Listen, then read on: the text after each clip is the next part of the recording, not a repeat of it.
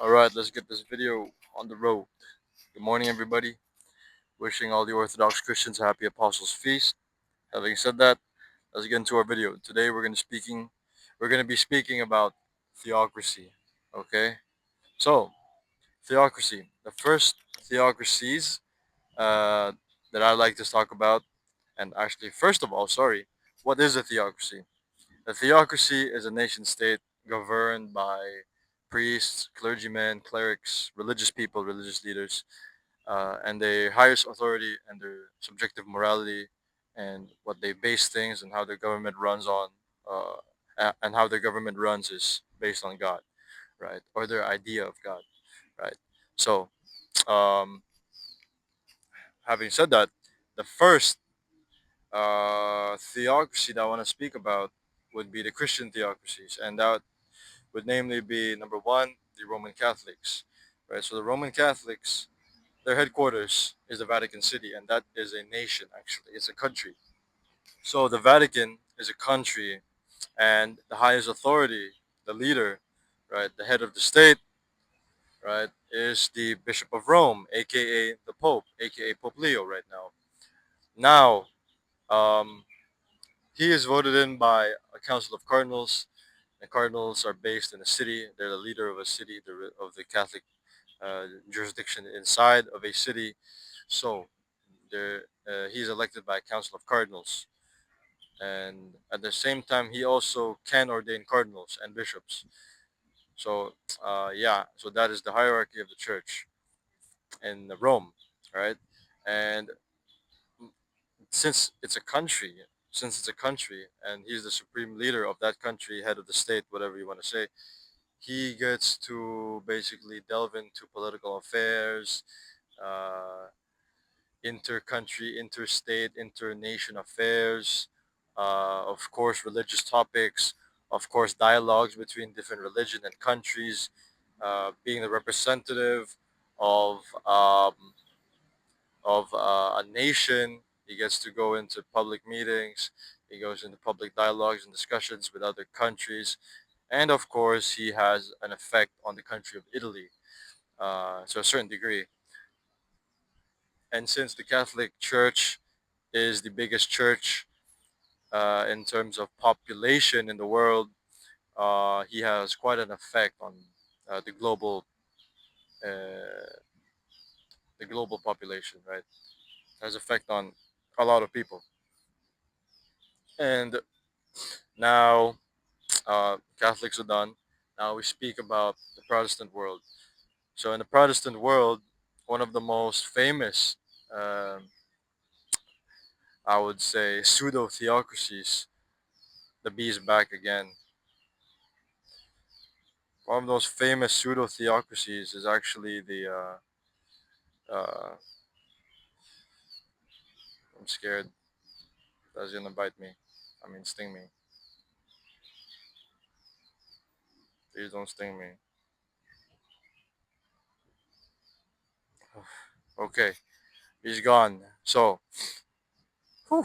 So the Protestants, right, or should I say the Anglicans? They are one of the most famous pseudo theocracies. So previously, the Catholic Church had a base in England, and it was the Catholic Church in England. Uh, but the King Henry, wanted to have a divorce. Now, since the Catholic Church didn't permit him to have a divorce, he started he started his own church. Right, he started his own church. He separated from the Roman Catholic Church, and he started the Anglican Church, where he could do what he wanted to do. Since he did that, he put himself as, instead of the Pope, he put himself as the head of the church. So you could say that he took a step in a theocratic direction.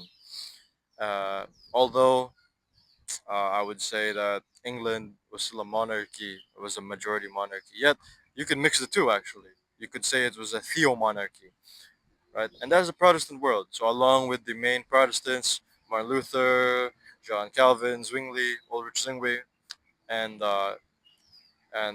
King Henry, they are the forefathers of the Reformation or the Protestant movement.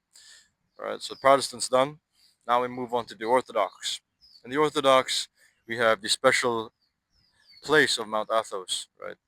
Mount Athos is a very holy site, and it has around 20 monastic communities, right, from different Orthodox countries such as Serbia, Greece, maybe Romania. I got to research specifically which one, but I'm sure there's a Serbian one. So, uh, the Mount Athos community, they will elect a representative called the Protos, or the Protos Hesychastes, or the first Hesychast. And he is sort of the representative for all the monks, elders, priests, hieromonks, and everyone on the mountain. Yet he does not have authority above them. He just represents them as a sort of first among equals in terms of representation. But he shouldn't be confused with the um, civil administrator of the Mount Athos, right? So that's Mount Athos, and of course, Mount Athos is under the jurisdiction of Patriarch Bartholomew, who is the Patriarch of Constantinople. All right, Catholics done, Protestants done, Orthodox done, Christian community done. I just saw a wheelchair guy bump into a rock. Next is the Islamic world, right? So in the Islamic world, I would like to speak about two countries, right? One is the country of Afghanistan, the other one is Iran. So Iran, I'll start with Iran. I'm more familiar with Iran due to the Iran-Israel war. So the Iran-Israel war, right? You have the supreme leader of Iran, who is Ali Khomeini. Now, before I move on to the next topic, I'd like to further show that the Islamic world is divided into two main groups. One is the Sunnis, the Sunni Muslim, which is the majority, 90% of all Muslims worldwide. The next is the uh, Shia Muslims, right? And that's only like 10 to 13% of Muslims. And you have other groups such as the Shiite and the Wahhabists type of Muslims. So you have different Muslim groups in the Muslim world, right? So Iran is a majority Shia country, right? Shia, and they are the sort of the minority compared to the Sunni Muslims. Now Ali Khomeini is the supreme leader, and he has power over the armed forces. He has power over the supreme justice. He has the power over the election of the jurists of the Guardian Council. He has power basically over the interpretation of Sharia law and Islamic law through the jurists, through these people in the Guardian Council called the mujtahas, right? So now I'd like to read to you some of my research, right, about Iran. So, Ali Khamenei, he can appoint the heads of many powerful government posts, namely being he is the commander of the armed forces. He is the director of the national radio and TV network, so he has power over the media. The member of the Supreme National Security Council, right? The Chief Justice of Iran, and the 12 jurors of the Guardian Council. You can vote all these people in. The commanders, the directors, the Supreme National Security Council members, Chief Justice of Iran, 12 jurors of the Guardian Council, and the 12 jurors of the Guardian Council interpret the Sharia law, and they're also called the Assembly of Experts and Mujtahas, right? And they elect the next supreme leader, right? So it's a kind of like a insurance policy for Ali Khomeini. So in Afghanistan, the Islamic Emirati or Emirate of Afghanistan, which was and is quite extreme in upholding the religious values. They follow the Sharia law and the early Mohammedan model.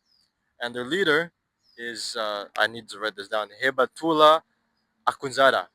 Hibatullah Akhundzada, right? That's the Muslim world. He's back.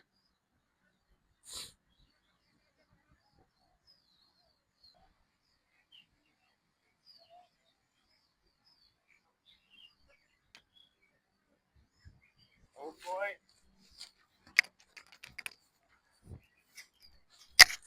He was going ham. So the next, he's back again? Boy. Thing about filming in forests. They keep coming at you. Everything keeps coming at you. keeps investigating you. He's right here on my butt. Okay. So right,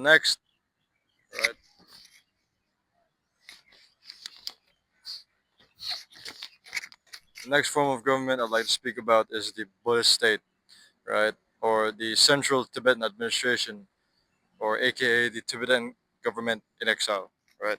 The Tibetan government in exile, right? And they used to have the Dalai Lama as the head of state, and the Dalai Lama is the leader of the Galig school of Buddhism, right? Tibetan Buddhism, and he is also uh, the supreme leader of that government. Now, uh, the word Dalai Lama is a literal translation of the Mongolian word Dalai, which means ocean, and the Tibetan word Lama, which means master guru. So he's the master guru of the whole universe, basically, because the ocean's big. So in 2011, the Dalai Lama proposed to elect a separate leader as head of state, and this person is called the Kalon Tripa. Not to be confused with Tripi Tropa or Tralaleo Tralala, but this Kalon Tripa is subordinate to the Dalai Lama. And in 2011 again, the Dalai Lama transferred his political power to a guy called Sangai Lobsang. Sangai Lobsang, right? So, now the Kalon Tripa is also now called the Sikyong, or aka the political leader. So, I think, if this should be right, okay? If I'm wrong, I hope all the Buddhists can come correct me. But um, from my research, that is what's being shown here. To me, it looks like the Sikyong, Sangai Lobsang, and Kalon Tripa are the same person. That's how it looks like to me. And that's the Tibetan government in exile. That's the Buddhist theocracy.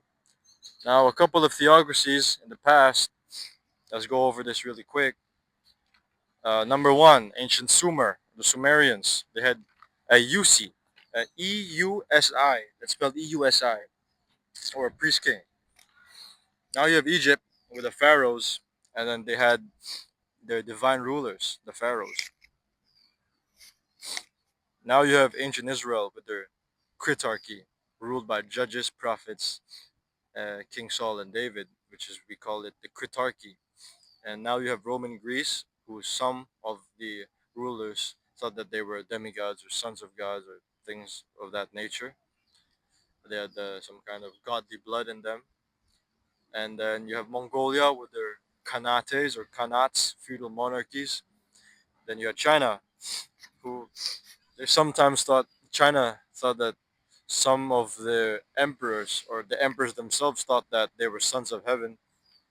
Then you have Sunni Islam with the caliphates, and the interpretation is that these are imams chosen by God. Then you have the Byzantine Emperor from the Byzantine Empire, the Eastern Roman Empire. You have a symphony of church and state bowing down to the emperor. And next you have the Persian kingdom. You have Persia, Zoroastrian king, a religious king. Then you have Polynesia, that would be Hawaii, Tonga, the islands, uh,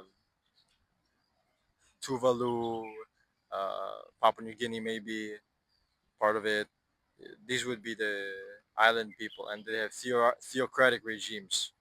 Next, you have India with the religious kings and superheroes. And then finally, we have Japan, and the emperor sometimes was considered the descendant of the sun goddess Amaterasu in the Shinto religion, very similar to pagan religions, very similar to Roman Empire, Greece, the Greek religion of the pagans, Zeus and whatnot. So um, those are the theocracies. Hopefully, I covered and shared quite a good bit of info with everybody. You know, I think that these videos are pretty good to watch. When you're having a cup of coffee and you're in nature, a little bit of bread. So hope you guys enjoyed the video. Hope I gave you um, some info, some good info about what's going on um, in the world of theocracy, governments based on uh, godly disposition. Having said that, I'll see you guys in the next video as we continue on our series speaking about the types of government. Peace.